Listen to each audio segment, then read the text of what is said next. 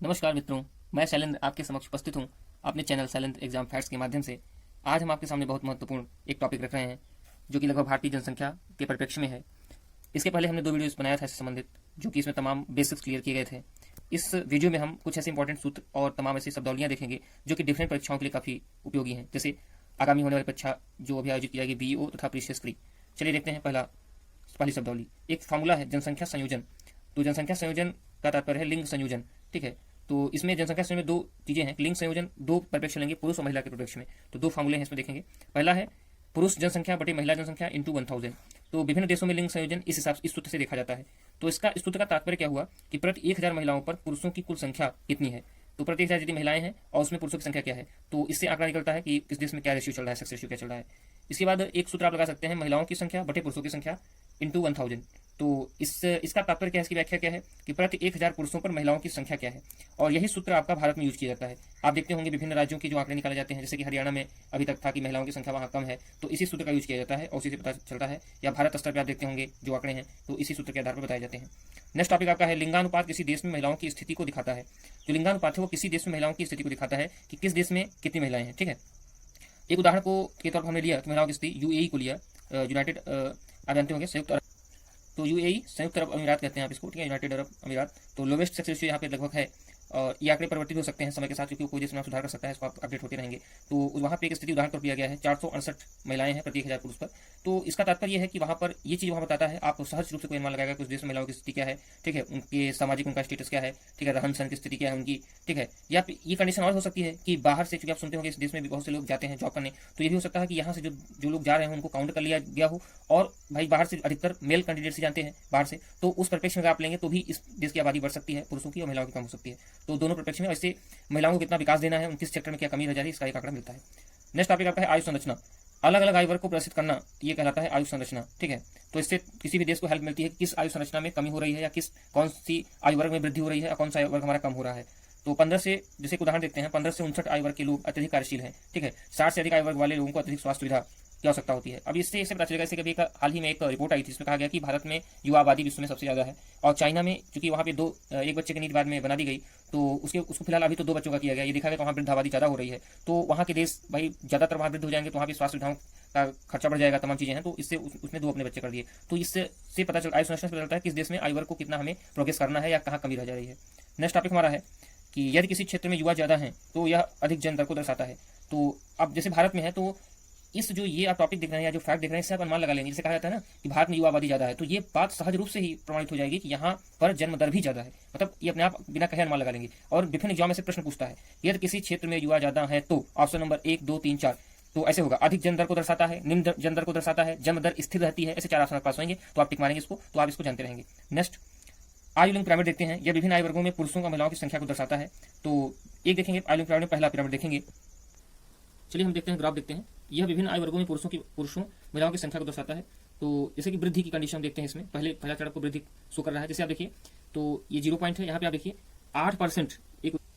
तो अब हम दोस्तों डिस्कस करने वाले, जैसे हम डिस्कस कर ही रहे थे, तो पहले एक बार हम परिभाषा ही बता देते हैं। तो परिभाषा आयु लिंग की पिरामिड की परिभाषा क्या है कि यह विभिन्न आयु वर्गों में पुरुषों और महिलाओं की संख्या को दर्शाता है। समझने वाली बात क्या है पता है कि जैसे कि अभी हमने पिछला टॉपिक जो डिस्कस किया उसमें ये डिस्कस किया कि आयु वर्ग को क्यों बांटा गया। अब हम डिस्कस करेंगे कि मान लीजिए किसी देश में आयु वर्ग को बांटने पर किस तरह के ग्राफ बन सकते हैं, और उस ग्राफ से ही हम डिसाइड कर सकते हैं कि हमें किस आयु वर्ग के लोगों पर फोकस करने की जरूरत है, ठीक है, या फिर किनको हम ज्यादा सजग कर सकते हैं। जैसे मान लीजिए कि कहीं पे ऐसा हो रहा है कि बूढ़े ज्यादा हो गए हैं, ठीक है, मतलब 60 साल से ऊपर वाले लोग ज्यादा हो गए हैं, लेकिन जन्म दर बहुत कम है, तो वो भी एक चिंताजनक विषय है, ठीक है। तो ये कई जगहों पे ऐसा हो चुका है, ठीक है। तो इस आधार पे 3 अलग अलग ग्राफ हमको दिखाई देते हैं। कहीं जन्म दर अधिक दिखाई देता है, कहीं जन्म दर स्थिर दिखाई देता है, और कहीं पे जन्म दर कम दिखाई देता है। तो पहला ग्राफ जो आपको दिखाई दे रहा है उसको आप डिटेल में अगर समझ जाते हैं, तो दूसरा और तीसरा ग्राफ मैं नहीं बताऊंगा, तो आप चिल्लाते हुए मुझे यहाँ पे कमेंट सेक्शन में बता दोगे। समझिएगा ध्यान से। पहला ग्राफ जो है यहाँ पे, इसको हम इंग्लिश में वाई एक्सिस बोलते हैं, ये जो आपका वर्टिकल लाइन है, और इसको हम एक्स एक्सिस बोलते हैं। तो जो वाई एक्सिस का ग्राफ है उसको हम एज ग्रुप, जिसको हिंदी में आयु वर्ग कहते हैं, उसको हम दिखाते थे। यहाँ पे 10%, 20%, यहाँ पे लगभग मैंने 60% लिख दिया आपको समझाने के लिए।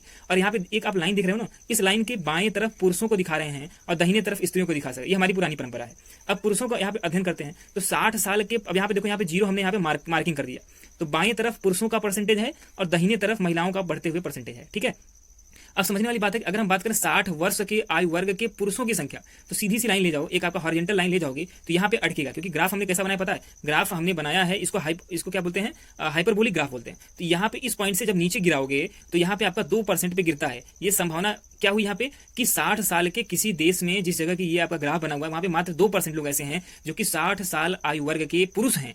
इसी तरीके से आगे बढ़ते हैं तो महिलाएं स्त्रियों का ग्राफ यहाँ पे टच कर रहा है। अब मैं नीचे आता हूँ, आपके सामने यहाँ पे नीचे मैंने किया तो 2% से थोड़ा कम ही है, मतलब मान लिया अगर 1.5% है तो यहाँ पे ये समझ में आता है कि स्त्रियों की संख्या 60 वर्ष आयु वालों की लगभग मात्र 1.5% है। तो इस तरह का ग्राफ, क्योंकि देखिए यहाँ पे बुढ़ों की संख्या कम है और यहाँ पे अगर किसी लड़के की या किसी 10 आयु वर्ग के लोगों की अगर बात करें तो उनकी संख्या लगभग 8% है। अगर उन्हीं महिलाओं की बात करें तो लगभग 6% है। तो इससे वृद्धि मैंने क्यों लिखा पता है, वृद्धि का मतलब है कि जनसंख्या बढ़ रही होगी। तो वृद्धि कैसे होगा कि लड़कों की, इसको हमने बताया था आपको कि अगर लड़कों की फर्टिलिटी रेट मतलब जन्म दर अगर बढ़ेगा, यहाँ पे जन्म दर अधिक है मृत्यु दर कम है, जन्म दर बढ़ेगा तो उस जगह पे जनसंख्या अधिक बढ़ती रहेगी। इसी तरीके से जो दूसरा ग्राफ है, दूसरा ग्राफ यहाँ पे आप देख रहे हो कि कांस्टेंट है, मतलब कि जन्म दर के समय भी ग्राफ जो है वो आपका यहाँ पे सेम दिख रहा है। और अगर 60 साल के आयु वर्ग के लोगों की बात करें तो वहां पे भी ग्राफ लगभग बराबर दिख रहा है। यहाँ पे अगर परसेंटेज देखो यहाँ पे 20% के आसपास है। अगर यहाँ पे 5 वर्ष आयु वर्ग के लोगों की बात करते हैं 25 वर्ष है। इसी तरीके से महिलाओं की स्थिति भी सेम है लगभग। यहाँ पे आपका फीमेल की अगर बात करें तो यहाँ पे 60 साल आयु वर्ग के लोगों की जनसंख्या जो है वो 20% रही होगी, और अगर हम 5 साल के आयु वर्ग के लोगों की बात करें तो वो लगभग 25% रही होगी। तो इस तरीके से स्थिर जनसंख्या का ग्राफ भी, पिरामिड भी आपको दिखाई दिया। और तीसरे तरीके का अगर आप अपने आप सोचो तो आपको समझ में आ जाएगा कि पहला तो वृद्धि हुआ, दूसरा स्थिर में दिखा रहा हूं, तो तीसरा क्या होगा, कम होता हुआ ग्राफ। जैसे चाइना की स्थिति, पहला स्थिति किसकी है, भारत की है। भारत में जनसंख्या दर अधिक है, मृत्यु दर कम है। दूसरा आपका जो डेवलप्ड कंट्री जैसे ब्रिटेन वगैरह की बात करें तो वहां पे मृत्यु दर, जन्म दर लगभग कांस्टेंट रहता है। ठीक है, अब तीसरे तरीके का ग्राफ जो बनेगा वो बनेगा आपका गिरता हुआ ग्राफ, मतलब जन्म दर कम होगा। ये स्थिति चाइना की है, उसका ग्राफ ही मैं दिखा देता हूं। अब यहाँ पे तीसरी सिचुएशन जो आपको दिखा रहा हूँ तो ये आपका सेम टाइप का ग्राफ है, और यहाँ पे देख सकते हैं कि अगर हम 10 साल के लोगों की बात करें तो इस पॉइंट पे गिरता है, इस पॉइंट पे 20% है। अगर हम 30 साल के लोगों की बात करें तो ये पुरुषों की संख्या लगभग 30% है। मतलब कि जन्म, अगर 10 साल के वर्ग की बात करें तो लोग 20% हैं, पुरुष हैं, 20% पुरुष हैं। अगर 30 साल के लोगों की बात करें तो पुरुषों की संख्या 30% है। इसका मतलब है कि जन्म दर यहाँ पे कम है। ठीक है, इसी तरीके से सेम ग्राफ महिलाओं की भी दिखाई जा रही है। तो मतलब कुल मिला के ओवरऑल कंडीशन ये हो गई, यहाँ पे आप समझ लीजिए कि ये किसी ऐसे देश का ग्राफ है जहां पे जन्म दर कम है और मृत्यु दर क्या है, या फिर कह सकते हैं कि जो आपकी बुढ़ी जनसंख्या वो काफी ज्यादा है, उनकी मृत्यु दर ज्यादा हो सकती है भविष्य में, लोग बढ़ते जाएंगे, उम्र में बढ़ते जाएंगे। ठीक है, तो भैया ये हुआ आपका चाइना का ग्राफ, ये एक एग्जांपल है चाइना। अब बात करते हैं आगे ग्रामीण और शहरी संयोजन की। चलिए दोस्तों देखते हैं ग्रामीण शहरी संयोजन। ग्रामीण शहरी संयोजन क्या है कि इसमें साक्षरता के प्रश्न देखते हैं। साक्षरता क्या है, तो साक्षरता किसी देश के सामाजिक और आर्थिक विकास को दर्शाता है। ठीक है, भाई साक्षरता से पता चलेगा कि किसी देश में कितने लोग डेवलप हैं या कितने लोग किस कंडीशन में हैं, उनकी स्थिति क्या है। ठीक है, तो जैसे केरल भारत का सबसे साक्षर राज्य है। ठीक है, वहां सबसे ज्यादा लोग पढ़े लिखे हैं। अच्छा, साक्षर और शिक्षित में डिफरेंस होता है। साक्षर का तात्पर्य क्या है वो नीचे लाइन में देखेंगे। 7 वर्ष से अधिक आयु वाला वह व्यक्ति जो लिख सकता है, पढ़ सकता है, वह साक्षर है और गणितीय संक्रियाएं भी कर सकता हो। मतलब क्या, आप देखते होंगे ग्रामीण सेक्टर में बहुत से ऐसे लोग होते हैं जो माप तौल की गणना कर सकते हैं, मतलब अपने अनाज वगैरह को काउंट कर सकते हैं। ठीक है, उनको उनकी गुणा भाग जोड़ घटाने सिंपली वो कर सकते हैं, और ये भी लिख सकते हैं, अपनी साइन कर सकते हैं। आप देखो अपना नाम लिखते हैं, अंगूठा नहीं लगाते। तो अगर बेसिक काम कर रहे हैं, इंग्लिश में भी बहुत थोड़ा बहुत ज्ञान रखते हैं, तो ऐसे व्यक्ति को साक्षर कहा जाता है। साक्षर का तात्पर्य नहीं कि उनके पास बड़ी बड़ी डिग्रियां हैं, ऐसा कुछ नहीं है। ठीक है, तो ये साक्षर हो गया। आगे देखेंगे व्यावसायिक संरचना क्या है, तो आयु वर्ग 15 से 59 कृषि, वानिकी जिसको आप फॉरेस्ट्री कहते हैं, ठीक है, एग्रीकल्चर, मत्स्य पालन और विनिर्माण। ठीक है, औद्योगिक, यातायात सेवाएं और सेवाएं, सर्विस सेक्टर, संचार, कम्युनिकेशन, अवर्गीकृत सेवाएं। तो अवर्गीकृत सेवाएं में भाई जो कुछ ऐसे लोग होते हैं कि कई काम करते हैं, कि साथ से कृषि भी कर रहे हैं, शिक्षा भी कर रहे हैं, उनके पास और भी बहुत से पशुपालन कर रहे हैं, आप देख रहे होंगे। तो ऐसे भी बहुत हमारे भाई बहन होते हैं। तो ऐसी सेवाओं को अवर्गीकृत कहा जाता है, मतलब उनकी आय थोड़ी थोड़ी जगहों से होती है और एक ठीक ठाक आय हो जाती है। तो अब इसको अवर्गीकृत सेवाएं, मतलब जिसको वर्गीकरण नहीं किया गया किसी पैमाने में। ठीक है, किसी न किसी सेक्टर में भाई आप उनको ये तो कह नहीं सकते कि हाँ ये पर्सन ये व्यवसाय करता है, इंडिकेट नहीं कर सकते आप, क्योंकि वो कई व्यवसाय करता है छोटे छोटे, उससे अपनी इनकम करता है, तो उसका वर्गीकरण करना आसान नहीं है।